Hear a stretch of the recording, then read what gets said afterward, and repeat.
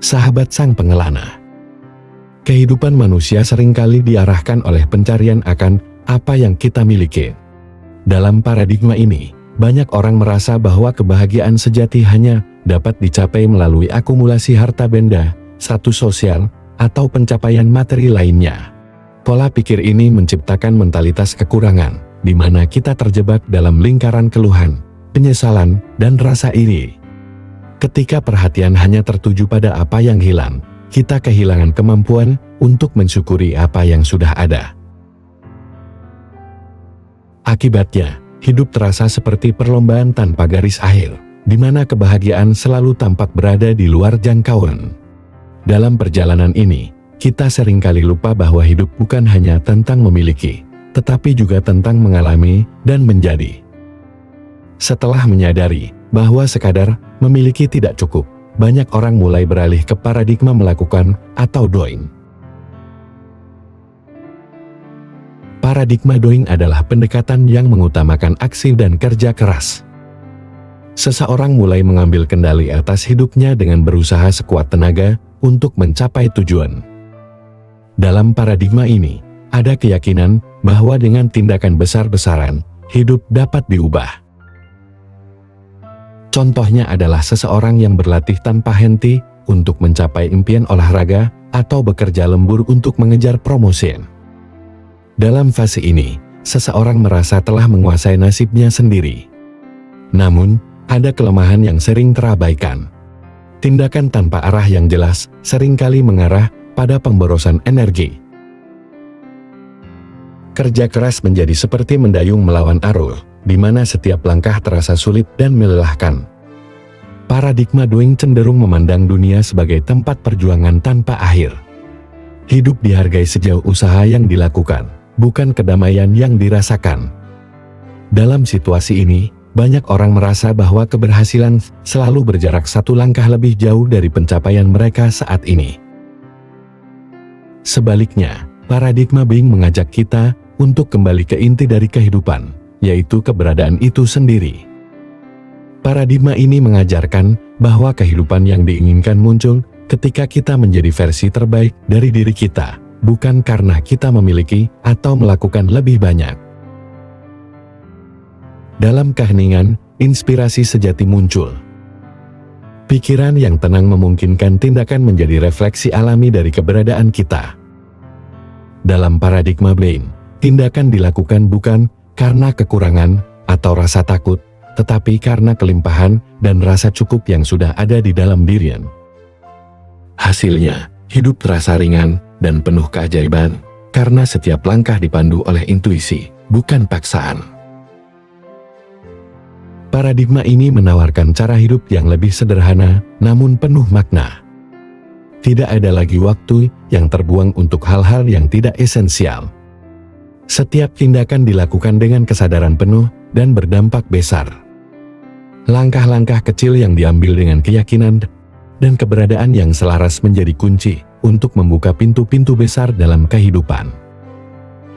Perjalanan dari having ke being adalah transformasi dari permukaan menuju ke kedalaman. Dari hiruk-pikuk dunia luar, kita mulai menyadari bahwa kebahagiaan sejati tidak terletak pada kepemilikan, tetapi pada keberadaan kita yang penuh makna, arah, dan keajaiban. Kesadaran menjadi kunci dalam perjalanan ini. Tanpa kesadaran, kita hanya akan terus mengulang pola-pola lama yang sama. Banyak dari kita terjebak dalam mentalitas kekurangan atau kebiasaan kerja keras yang melelahkan tanpa arah jelas. Pola-pola ini seperti tali tak terlihat yang mengikat kita pada kehidupan yang tidak memuaskan.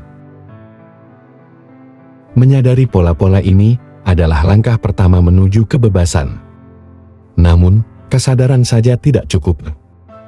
Dibutuhkan keberanian untuk keluar dari zona nyaman, menghadapi ketakutan, dan mengambil tanggung jawab atas perubahan. Ini adalah proses yang memerlukan ketekunan dan komitmen, tetapi hasilnya adalah kebebasan sejati untuk hidup dengan maksud yang jelas. Kehidupan yang penuh makna dimulai dengan intensi yang kuat. Intensi adalah komitmen untuk hidup dengan cara tertentu, menjadi seseorang yang kita impikan, dan menciptakan masa depan yang kita inginkan. Intensi ini bukan sekadar harapan atau keinginan dangkal, tetapi dorongan mendalam untuk transformasi. Namun, seperti benih yang membutuhkan tanah subur, seseorang juga membutuhkan lingkungan yang mendukung.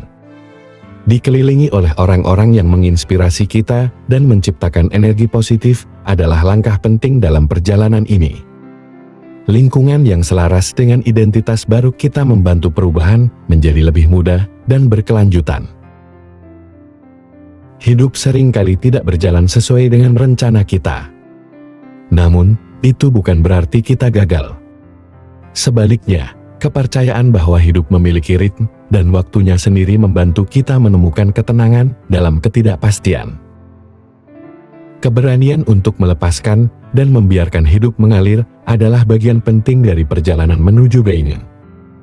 Ketika kita berhenti melawan arus dan mulai bersinergi dengan kehidupan, setiap langkah terasa ringan dan bermakna. Tidak semua hal membutuhkan perhatian segera, dan tidak semua keputusan harus dibuat dalam keadaan terburu-buru.